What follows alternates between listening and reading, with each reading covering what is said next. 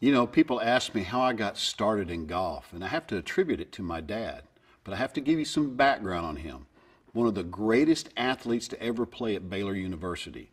3 years he was an All-American at Baylor in football, 3 years a letterman in basketball, 3-year letterman in track, held the javelin record, still I think has the punt record at 98 yards, and not only that, was a first-round draft pick by the Los Angeles Rams.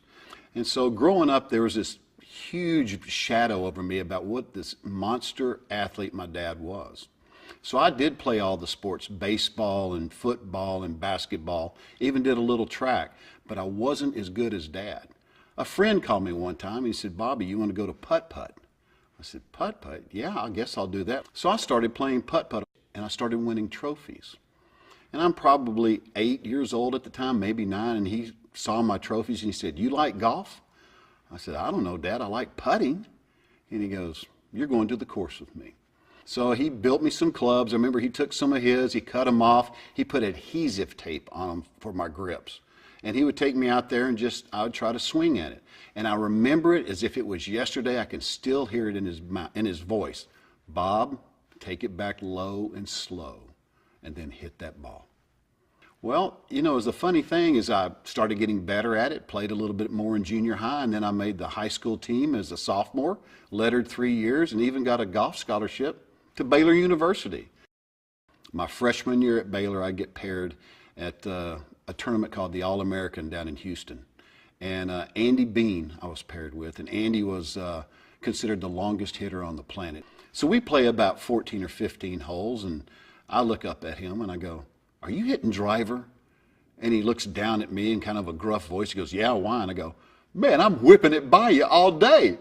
Well, there was a story to that, a moral to it, and that was this. Andy shot 68 that day. I shot 78, but I was long. And that's when I knew I was above average and everybody was average.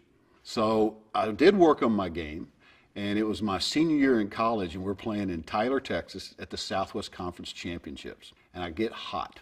I birdie the first 5 holes.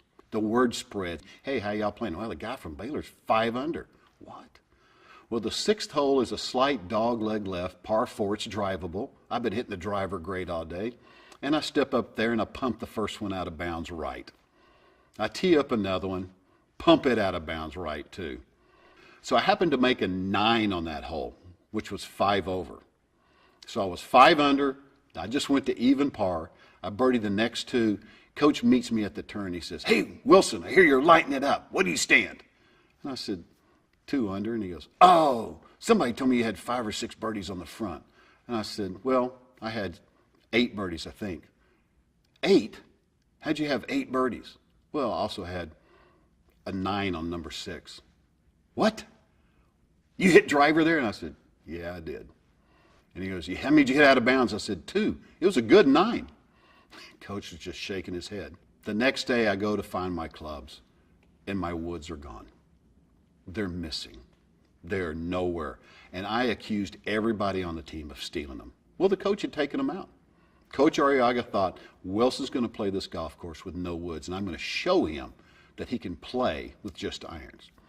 Unfortunately, I was paired with a guy from SMU who had an unbelievable sense of humor. His name was Payne Stewart.